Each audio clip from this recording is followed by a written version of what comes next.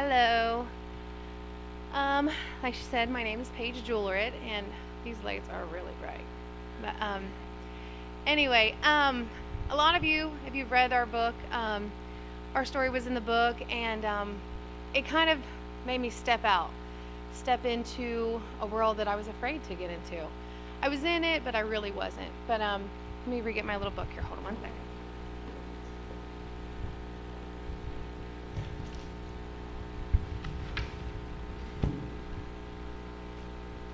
When I was asked to speak the first time, I was nervous. I'm a talker. I'm a hairdresser, so that's all I do is talk all day, every day. And my husband's more of the thinker. He's the one that, makes sure everything's done, but I'm the one that just does it all. But he wrote me a note that night before he works night shift, and he left me a note when I woke up that morning and said, I can actually read it to you. Here's some ideas to throw in your speech. I'm proud of you, and I know this is part of the plan, Lincoln's legacy. Go get him, Tiger. Well, because I said, I have all these ideas, and I just don't know what to say. So it's kind of him and I both together. But when tragedy strikes, you can either drown in your misery, or you can begin to grow. We have all endured some kind of tragedy in our lives. Our hearts have felt the inimitable, and our souls swallowed by depression. And our self-esteem has been shattered, just to the core. There are many ways to Google, but I found that the only real way is to find God and to talk to God, and He's the one that's going to help. So my new motto in life is live by faith, walk by faith, not by sight. I'm going to give you a little bit of my story. Actually, if it's not just me, it's my husband, my family, and our community. But I'm going to take it back to kind of the beginning of me. When I was a senior in high school, I had met my first husband. He was in the military, so I got married a week before I graduated high school.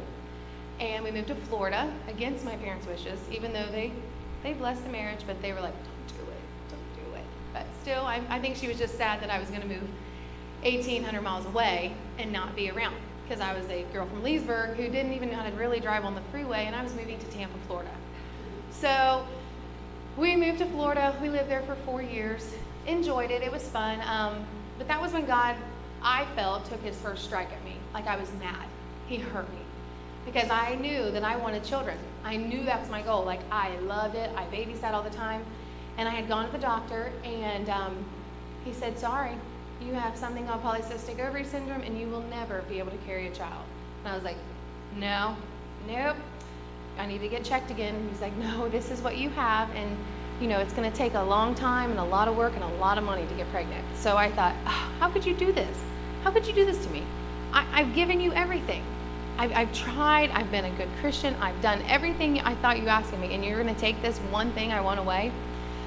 So anyway, we tried for 5 years, and I was done. I was like, that's it, fine, I get it. You don't want me to be a mother, I'm just going to be the babysitter. I'm going to be the crazy aunt that all these kids love and hold on to. And as soon as I had stopped trying and just gave it all to him, got involved in the church, did what I needed, thought what I needed to do, I got pregnant with Paisley. And is she on there? This is Paisley. She was born in 2009, and about a year and a half after she was born, my first husband, Sean, had just a little too much fun with his secretary, so I had my second heartbreak, and we got divorced because, well, they said in the Bible I can get a divorce if there's an affair, so I know it's not the right thing to do because I have this beautiful child, but I needed to do what was right for us. So it was me and Paisley, and oh boy, Paisley's one of a kind. She's smart, she's spunky, she's sassy, and she's got a really sweet attitude, but a big heart. So we were out it was 4th of July. This all happened in January when we got divorced, and in July, Mom had told me, okay, you're done. Because I was free. I was single, I was running the bars, I was having a good old time. Well, about 3 months into it, Mom said, you're done.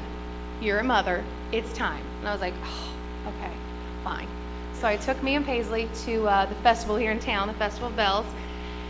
And I just looked at her and I thought, how stupid am I to take advantage of this child and give her to my mom every weekend so I could go out and have fun?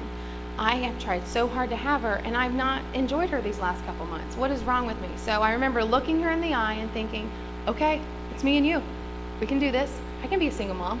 I've already done it before. I can do this. You and I, we got this. And as we're walking through the crowd, she lost a shoe. And I remember having the biggest meltdown on the way home, like, I can't even keep shoes on my kid. How am I going to do this? I am not meant to be a single mom. Well, that night, I got a phone call from this cute boy from Hillsboro who I thought was way out of my league because I like tall guys. My first husband was the same height as me. I always had to wear flats. And then a friend had told me about this boy named Cody. Well, I thought I knew every tall boy in Highland County, okay? I had looked them up and down on Facebook. I had searched them all. They were all taken. They were all losers. I was like, oh. Well, there was this one cute boy. I'm like, no, he's too pretty. He's not going to like me. I'm just the chubby girl from Leesburg. No one is going to, I'm like, I have this kid. No one, there's no way he actually is going to like me. Well, turns out I suckered him in. He fell for me, and really he fell in love with Paisley at the same time, and it was just amazing. So we got married 3 months after we met. We sat down and I said, I want a godly man. This is what I want. This is what I expect. I had never really laid it out on the line exactly what I wanted. And I was kind of nervous because he was so cute and I didn't want to, lose him, but I knew I had to do it the right way. It was time. So he said, okay, I'll be your godly, I'll be your your godly man, and I'll be your spiritual leader in the house. I'm like, okay. So we got married, and we had decided to we were going to try to have another baby because it had taken me 5 years for Paisley. So I thought, okay, let's try again. Maybe we'll get lucky. Let's just start trying right after we got married. And then we had Kendall, and I can't believe no one has heard her today because she's the loudest 3-year-old you'll ever meet. Very dramatic, but she's so sweet because she's got her daddy's eyes, and you can't hardly tell her no. So we had her in 3 months. We got pregnant within 3 months, and I thought, oh, I'm doing this right. I'm doing it. He wanted me to, lay down the lines and say what I wanted in a man, and I'm following God's way. Yes, He has given me so much. So after Kendall was born, we were pretty chubby. I mean, we had really loved the married life, and I loved cooking for him because he loved to eat, and I was going to feed him as much as I could. So she's seeing her picture up there. So we had gained a lot of weight. He gained my pregnancy weight just as much as I did with chubby back there. So we were like, okay, we're doing this. We're going to go on a diet. We're going to lose this weight. We can do this. So we did. I worked out every single day. We were no carbs. Our poor kids had no idea what a piece of bread was unless they were at grandma's house or a cookie. So we did it. I lost 100 pounds. We were at our peak. We were so happy. We felt good inside. We felt good with God. Everything was falling into place. I had the body I had in 6th grade. Like, I was feeling good. So we go on a trip, and he decides, let's have another baby. I'm like, oh, come on. When I get pregnant, I get so big, and I can't, please don't make me do this. But we prayed about it, and I said, one more. We'll have one more. And if it's a girl, I'm not having another one. We're not doing it again. So we started trying December 2nd, and January 3rd, we found out we were pregnant. So before I even had time to change my mind to go back on birth control, God had already had it planned that I was going to have another baby. So Lincoln's pregnancy was the worst pregnancy. I was almost 30 years old. I had 2 little kids at home. I was a salon owner, and I was tired. I was worn out, and he made me so sick. I was throwing up. I would even think about McDonald's, and I would throw up in the car. And it was just a really rough 9 months. But the first half of my pregnancy, Lincoln was a girl. His name was Sadie. And that's what they told us. It's going to be a girl. So we're like, okay, well, tough. It's a girl. We're going to be happy with 3 girls. And Cody, I know, deep down was thinking, oh, why? Why do I have all these women? But he took it. He was excited. And then we went in for our last ultrasound to check Sadie's organs and make sure everything was good. And the lady said, well, what are you going to name this little boy? And I said, well, her name is Sadie, so he doesn't have a name. And she's like, no, it's a boy. And at that moment, I thought, God, you really do love us. because you've given me the chance to not have to get pregnant again. This is a boy. This is perfect. Oh, this is awesome. And he was crying. It was just a complete blessing. So that was a huge surprise to everybody. So after I had Lincoln, I was back to my normal self, happy, go lucky. Once the baby's not inside of me, I'm good. Once I have it, I'm fine. But I remember thinking, like, I knew that Lincoln was my last. I got my tubes tied after him because I knew I didn't want to chance it again, knowing how easy I got pregnant for him. I didn't want to chance it. So I knew that he was my last baby. He was my little boy, and he was this sweet, furry-headed baby. And is there a picture of it? Yeah. So we were complete. This was everything I've ever wanted. I got me a man who loves me for me, and he's a godly man. I've got these 2 beautiful girls. Everything is exactly where it's supposed to be. We had Lincoln. It was like cloud 9. I was in love with my life. And I remember thinking, does it get any better than this? How can it get any better than this? And then we had Christmas, and that was us at Christmas. And little did we know what was going to happen within that week after this picture was taken. New Year's Eve day, we did our usual, actually Paisley had a doctor's appointment, so we took her to the doctor. We took the other 2, the babies, to my mom's house because every year it's a tradition. We take the kids to my mom's and we go to his mom's and have a euchre tournament, and it's kid-free. But I hadn't really been kid-free because I really was stubborn with Lincoln. Like, he was my last. Nobody else was going to hold him. I was going to hold him. I was going to feed him. It was really hard for me to let him go. But that night I was so excited. We drove home so fast from Cincinnati to drop all the kids off at my mom's so we could go play euchre. So we're there having fun. And then at 12:06 my phone rang. And I thought, oh, why is my dad awake? He's never awake. He doesn't stay up past 10 o'clock, even on New Year's. And I missed the call, and I called back, and it was my mom. And she said, Lincoln, stop breathing. I need you to come now. And I was like, okay, that's not funny. So I hung up on her because, taking it back a little bit, Mom is a nurse, and they're both my mother and my mother-in-law are great babysitters. I trust my kids if they're sick. I really would rather them be there because I never know what to do. And there's been a lot of things happen at Mom's house. Paisley ate rat poison at 1.5, and Kendall drank ammonia because she thought it looked good. And so things like this have happened to us where we just didn't know, but I thought, that's a little over the line. Why would you call me and tell me that? That's a little too much. And so I hung up on her, and I called her back, and she said, honey, I'm not kidding. I need you to come now. We're going to Greenfield.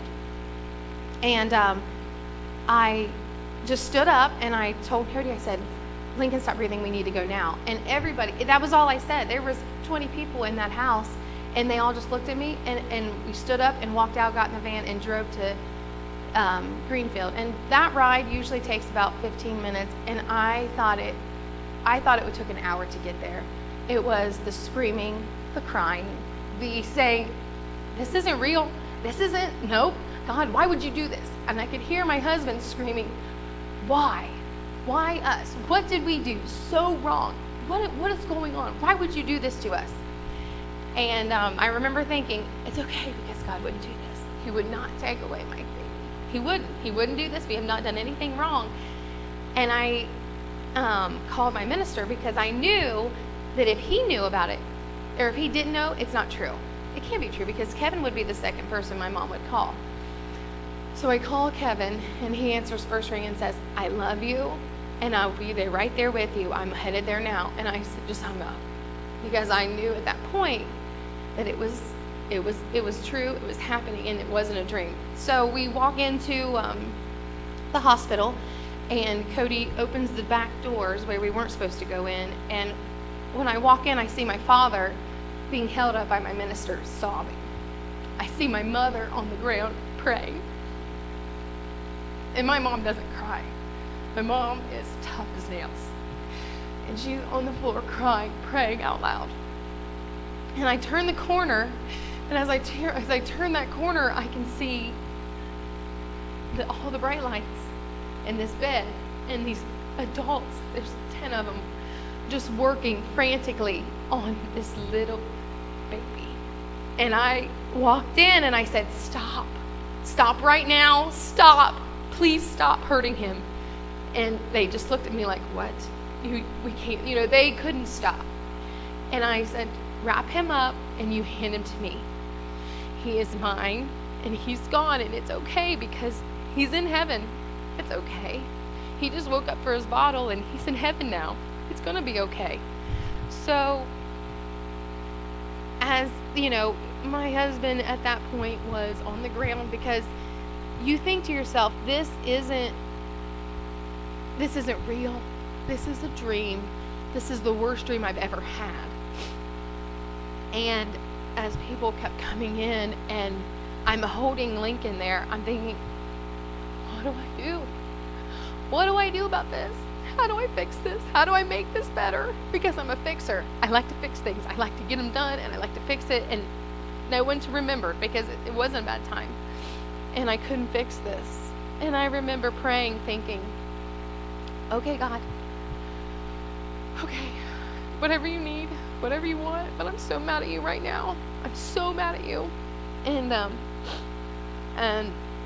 at that point, they had to get me out of the hospital. I had to hand him over, and I wasn't going to. So Cody came in, and he told me, we have to hand him over. It's going to be okay, and we have to leave. And I don't remember leaving the hospital. I remember getting in the car and thinking, okay, what are we going to do about this? What do we say? And we prayed, and he said, we're not going to play the what if game. We're not going to play the why game. Because we know deep down that God is in charge, and we can't fight it. If this is done, we're not getting him back. He's exactly where he needs to be. And for 3 days, we had the memorial service, and we had his funeral. And the day we buried him was the day I changed forever. It was about 4 degrees outside, and I remember they said, you need a coat, you need gloves, you need a hat. I'm like, no, I don't. I can't feel anything. I'm fine. Leave me alone. I'm fine. And we walked up, and Lincoln is actually buried on my family farm. And we walked down, and everyone came, and we wanted to be alone with him with his casket. And I had always heard people say, God talked to me. God touched my heart. God's been here. And I'm like, okay, sure he did. And at that moment, as we're there alone, and he's, it's freezing cold, and my husband is holding me beside our son's casket, all the wind stopped. All the sound stopped. And I went from freezing cold to warm. And he let go of me, and he looked at me, and he said, did you feel that? And I said, yeah, what is that? And he's like, that's God. And I think it's okay. I think we can let him go. We can put him it's okay, because that's just his body. And we knew from that point that, God was with us, and it was okay. And we actually, when we had told the girls, there was a lot of things that happened, like God was trying to show us, this is okay. I'm here with you. Because when Paisley, we woke her up the next morning after he died, and how do we tell a 5-year-old and a 2-year-old that your brother's gone? Because Paisley witnessed everything. She went with my mom to get Lincoln to give him his nighttime bottle, and he was gone. So she had to witness everything. And she woke up and said, oh, I know Lincoln's dead. He's okay, because Jesus let me hold him, and I got to hand him to him. And just was like, we were like, what? And she's like, yep, because we never let her hold him, because they would hold him all the time. I mean, he barely had cheeks because they kissed him so much. So she was like proud that, well, Jesus let me hold him, and I handed him to Jesus, and he was alive. And she stuck to that story. She didn't understand why anyone was crying, because why are you crying? Do you not want us to go to heaven? Is this not what you want us to do? And I told Cody, I'm like, okay, I know we've told them this, and we've raised them this way, but they believe it. Like, we've done something okay. We've done something right. And it was a hard 3 months. It was a hard 3 months. I went from this loving, caring person to, I didn't want to be touched. I didn't want anyone to tell me how they think I should feel. I didn't want anytime I saw anyone crying, I was so annoyed. Like, get over it. Stop it. I didn't want to hear it. And, but I held on to God, but I was so mad at him. I went through, the different stages of grief. But the whole time he was there. No matter how mad I was at him, he was right there. He took care of me, and he helped me and my husband grow. And I remember going to a counselor because I was not going to go to a counselor. I was not. No one was going to make me, and I wasn't doing it. Well, I went because my mother made me, and my husband made me. And I remember walking in, and she's this little teeny tiny woman. Of course, I'm obviously a giant, but she's this little tiny woman, and I remember her saying, I walked in, my arms crossed. She didn't get to meet me. She got to meet me after Lincoln, and I was not a nice person. And I remember her saying, what, tell me about yourself. I'm like, I know that he's okay, he's in heaven, and I'm fine. I don't want to talk about it. And she's like, well, tell me about heaven. Or tell me about your religion. I'm like, no, you tell me about yours. I want to hear what you have to say about God. And she's like, well, what if I were to tell you I'm not a Christian? I said, well, then I would stand up because you're wasting my time. I don't want to be here, and I'm not going to stay here. And she's like, well, good news is I believe the same things you do, and we can talk about it. So she had taught me how to take, I was such a giver, and I couldn't stand that I couldn't give back what everybody gave to me. So she had taught me that it's okay to receive things. It's okay. I don't have to repay, because God's right there. I have God's grace. And the way I was acting was okay too. So with everything, the years passed. His first birthday came up. I remember thinking, we got this because God's got us. No matter how much we cry, no matter how much we hurt, he's got us. He took us from being barely in the water, like, yeah, we're Christians, but we still like to go party. We like to have fun. We cuss a lot. That's just who we are. But God loves us because he made us, and he'll forgive me, not a big deal, to no, head over heels, in the water, in love with God, because I know that he's here. There isn't he'll forgive me. It's, I want to praise him, and I will praise him in this storm. I will make this real. Lincoln saved my life that day. The day he died, my heart broke, but I was also reborn again. Because I know that he saved my life. Jesus has been with me the entire time. And no matter how hard and how sad it is, I know that I'm going to be okay because he's right here with me. And I'm doing finally what I've always thought I wanted to do, but I was a little shy. And I'm not saying I was shy, but I was holding back because it was too much fun having fun and not really giving it all to him. So with Lincoln dying, he saved my life. He made me who I am now. And, when we say we'll praise you in this storm, it means I'll give you my everything because I know that you're going to protect me. And I hear a lot, what do you do? Like, how do you get through it? Because I have God and I have these other kids. And because I am as blessed with my 2 children before Lincoln, I have to get up every morning, and I love getting up to them. They drive me crazy a lot, but I love them, and they're the reason. And I know that is, their reason for here on earth is to help me and to make me a better person and a better mom. My heart is broken, but it's restored. I'm okay. And I've said it 100 times that I'm okay, but I truly am because I have him right here with me.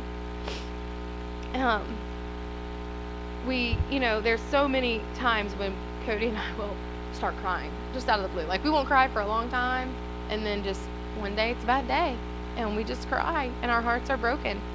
But that's normal. That's just being human. That's just taking care of it. So we always say, if you are having a bad day, it's okay because he still loves us. God still loves us. But give it all to him.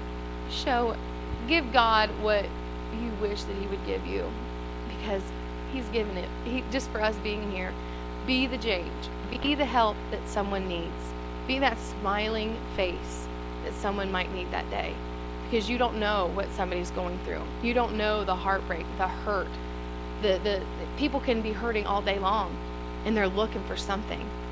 And if you're just sitting there smiling, you can help them. You can change their day. And when they say, I want what you have, I just tell them, meet me at 10 o'clock at Leesburg Church of Christ, because I got a crazy preacher, and he's really great, but he's crazy. So if you want what I have, just be there. Open your heart to God, because he's always right there beside us, carrying us through. I'm going to sing a song that God has put on my heart, because it's amazing how you can hear music, but you don't really listen. Oh, you can put that last picture of us in. This is us as our family of 4 now, which we can't go anywhere and say that there's just 2 girls, because Kendall and Paisley always correct us in public and say, oh, we got a dead brother in heaven. And we're like, oh, and then we have to explain it and hurt people, but yes, this is our new family photo. But when you listen to words of a song, you truly miss the words unless your heart is broke. You miss what the true meanings of songs are. And this song just really touched me, and it doesn't usually play on the radio or anything.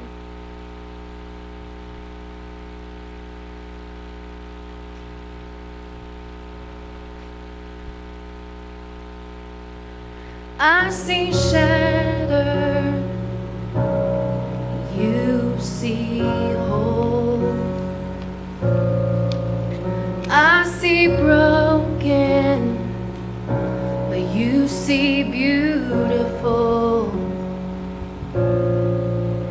And you're helping me to believe, 'cause you're restoring me piece by piece.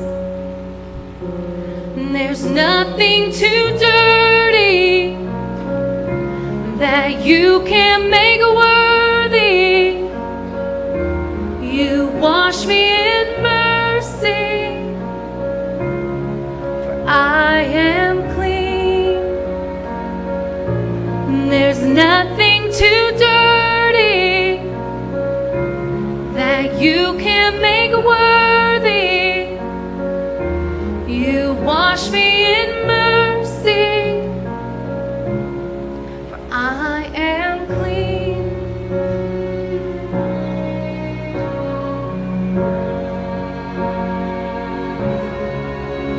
What was dead now, he lives again. My heart's beating, it's beating inside my chest. Oh, I'm coming alive with joy and destiny.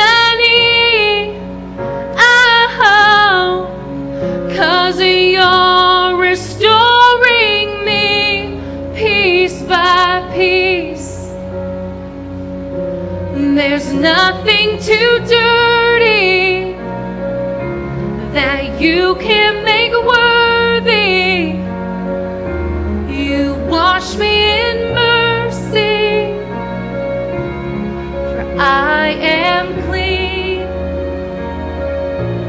There's nothing too dirty that you can't make worthy. You wash me in mercy, for I am clean.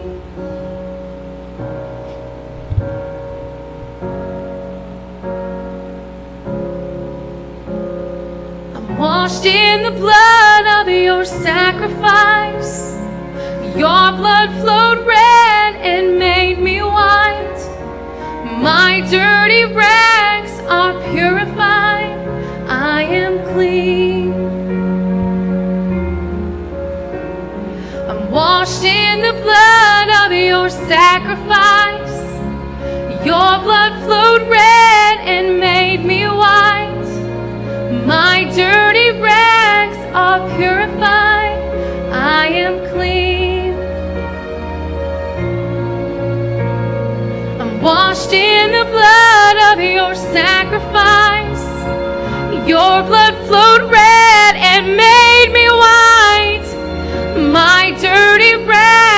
are purified. I'm clean. I'm clean. I'm clean. Oh, you wash me. You make me clean.